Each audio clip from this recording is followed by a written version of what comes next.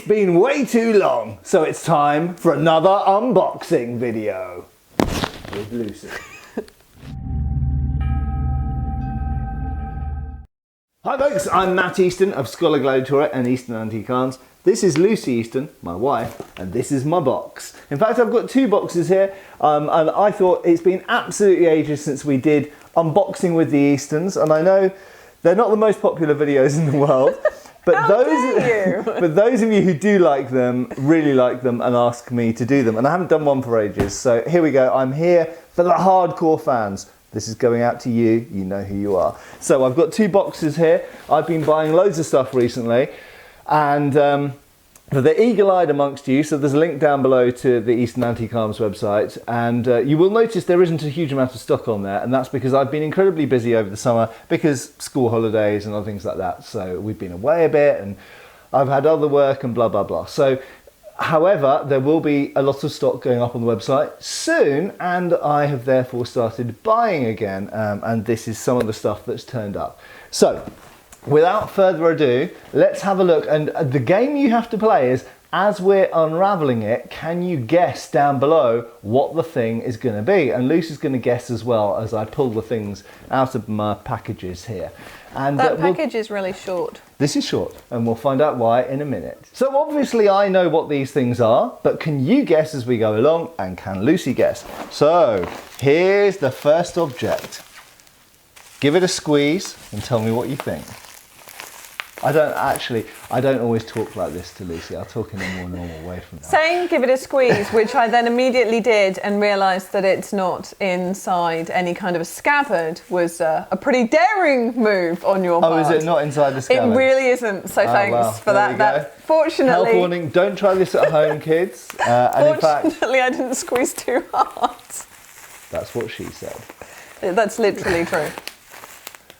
Right, do you want me to... I don't know yet. Do you seriously not know? No. I actually thought you'd know this. It feels like a tiny Talwar. Right. Oh, so go along with that thought.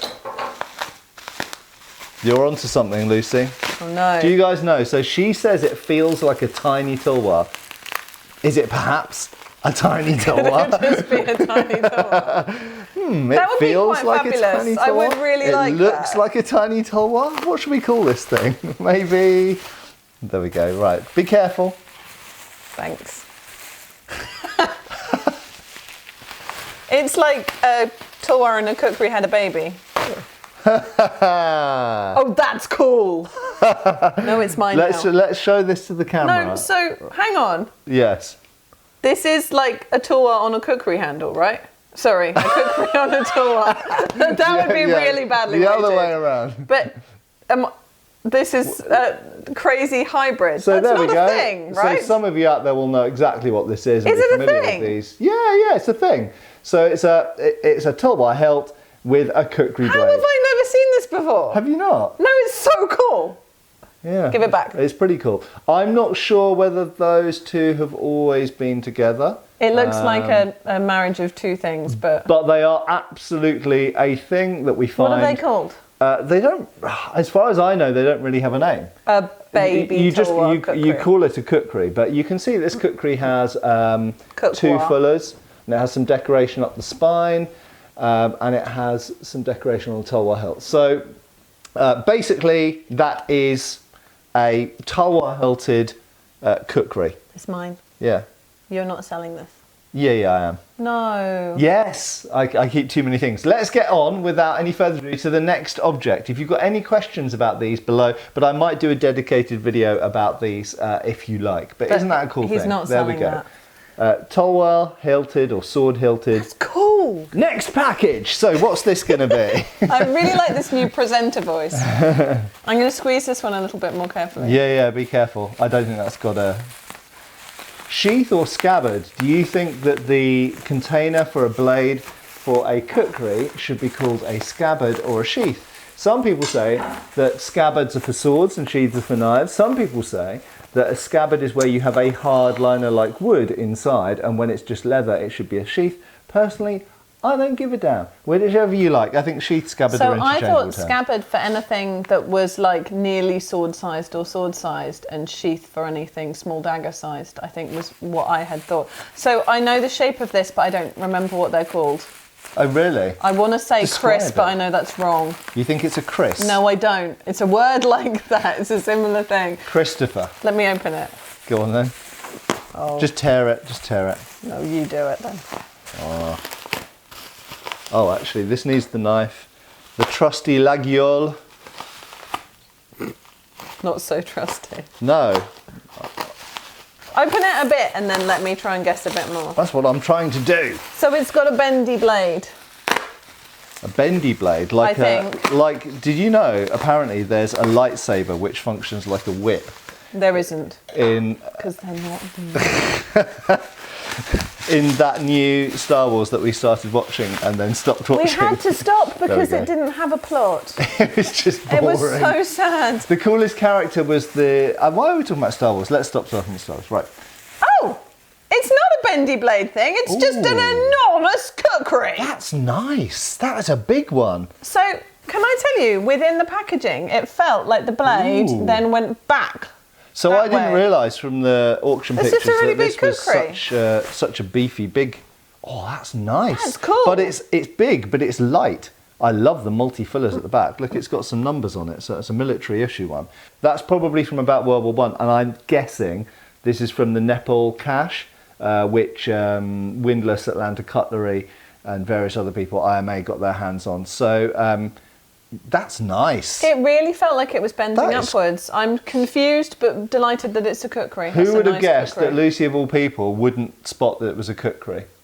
There we go. Let's just get a quick look at the camera. Right, let's get on to the next package. Here is the next package. What's it going to be? I don't actually know in that one.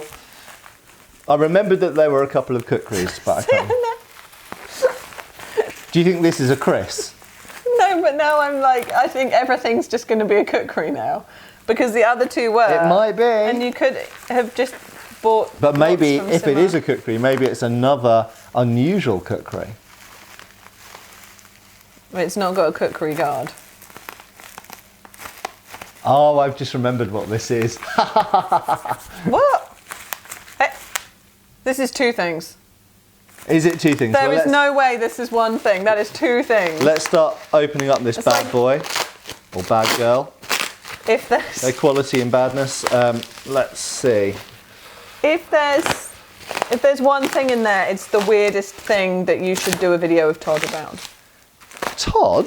Yes, because that's who you talk Who's to about Todd? weird things. Oh, the Weird Weapons series. Yeah, that nice Yeah, guy, you know. That very popular Yeah, series on Todd Workshop channel. he really is a nice guy. Yeah. Right, here we go. Oh, this is for Can't some see it reason this is open. more elaborately wrapped than the other ones. Because were. it's two things. Is it two Right, things? there we go. So have another guess.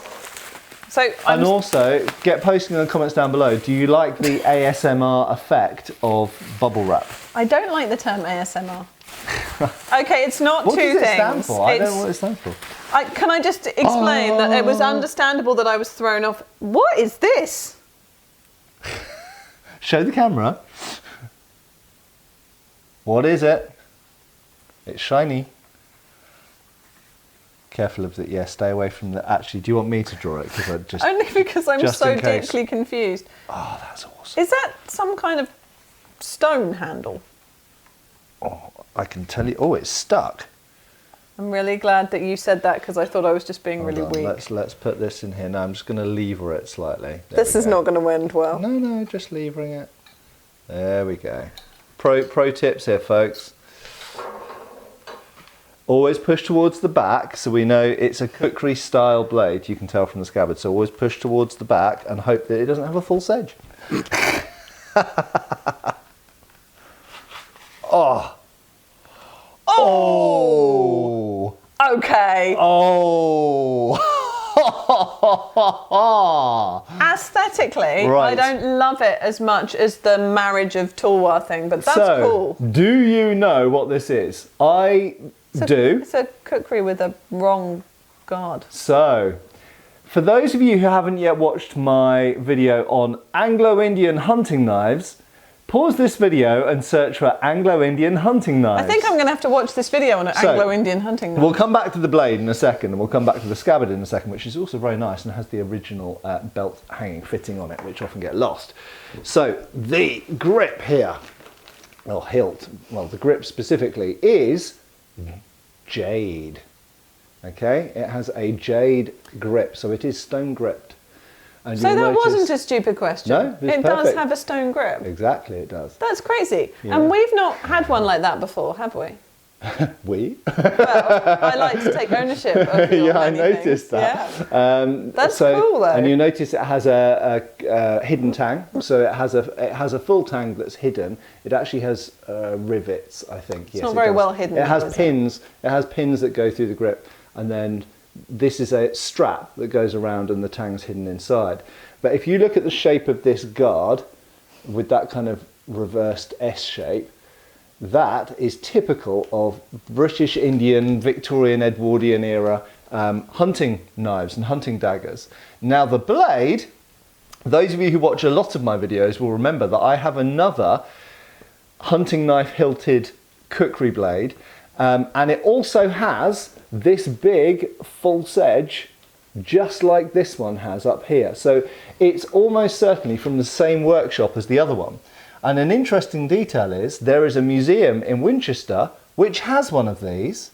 Now I had wondered if these were 20th century creations, and not to say that some of them weren't made in the 20th century, but the one in the museum in Winchester was given as a gift by the Gurkha regiment to their British officer in recognition for services given in the Indian Mutiny. So it's absolutely a Victorian one, and you know, mid-Victorian, not even late Victorian. So who knows the age on this? Maybe they were still making them in the same style in the 20th century, but that is a stonking blade. It has been plated, that's why it's so shiny, it's been nickel plated, but the plating has given up. It just so happens, however, that I have a friend who is known to you as Drac or Drakinifel, who owns a fricking laser beam, and he can remove rust off things. So we've been doing some rust removal, coming to a video soon on this channel. But there we go. Tell me what you think about it. I love it. I really like it. It's too shiny for me to like love Hooray! it. I get to keep it. No, you have to sell it. Or I have to make it not shiny. Oi! I never get to keep anything. That's not true. Please don't publicise your lies. I think it's nice, but functionally it doesn't feel... I love it. It feels a bit overweighted to me. I want to hold it. You can't I like hold overweighted things. I love it. Oh my God. So the scabbard is a typical kukri scabbard, but has this fancy strap with a really nicely made... I'll show you up close actually. Let's try and... A really nicely made sort of loop that would hang off a belt. So this is the sort of thing probably that was sold to British big game hunter or officer, something like that. Something for taking out into the woods when they're shooting tigers. So that's your favourite of those three things? Yes, I love it. No question, my favourite is the Talwar Kukri hybrid. Really? Yeah, 100%. We're going to have problems then, aren't we?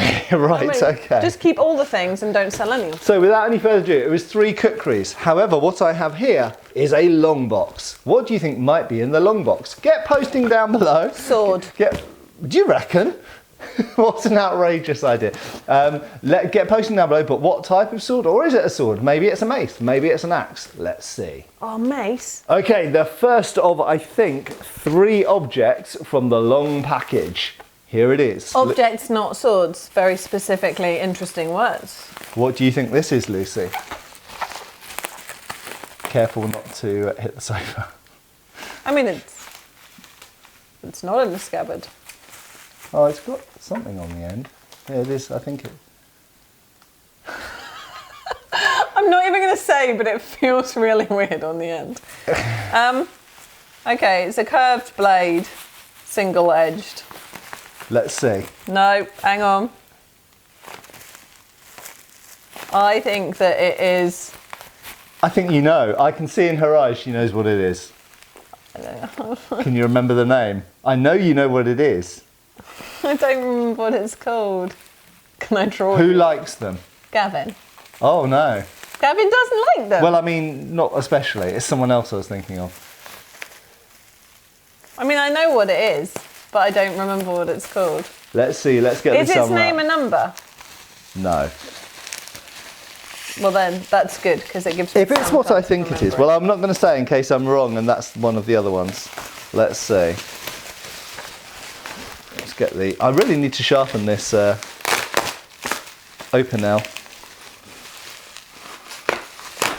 I really want to see if it's what I think it is, even though I can't remember what that's called. Right. So we've got. To give you guys a clue. So far, it's what I think it is. It's got a scabbard. From that scabbard end, can you guess what it is?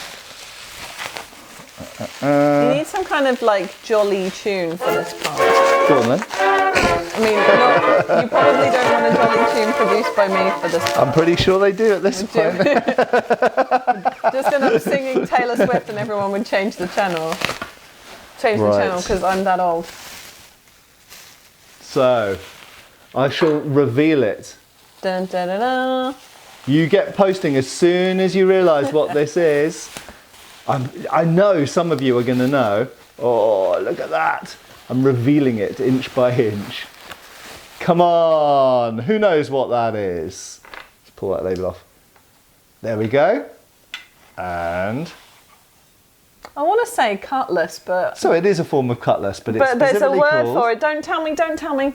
And Gavin does like them. Does he? Yes. I mean, correct me if I'm wrong. I don't know if Gavin watches your videos. Well, Gavin's in my videos sometimes, What but I is... don't know if he Oh, watches famous them. Gavin. Yeah. What is the name of it? Go on, tell It me. is a Klewang.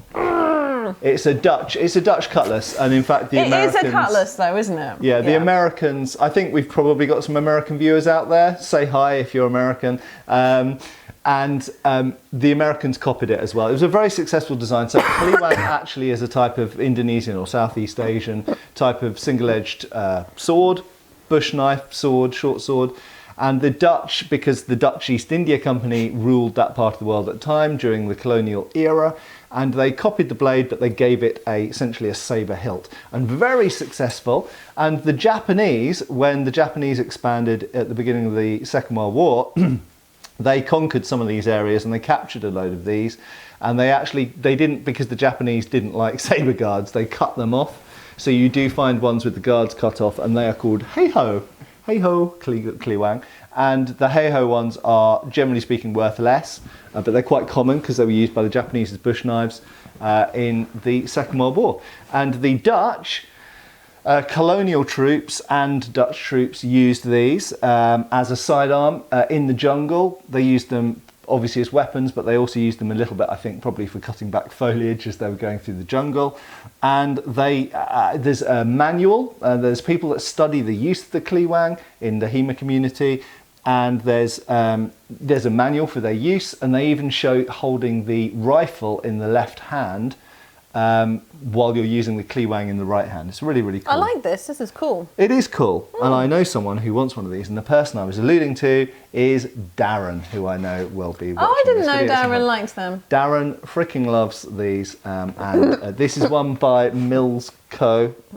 Actually makes sense. And I think that Darren might want that. But let's see. Anyway, I have had various Klewangs in my life, but I don't think I've ever had one with a scabbard before in my sort of stock, as it were. But let's see what the next package is. Right, okay. Oh, blimey. Okay.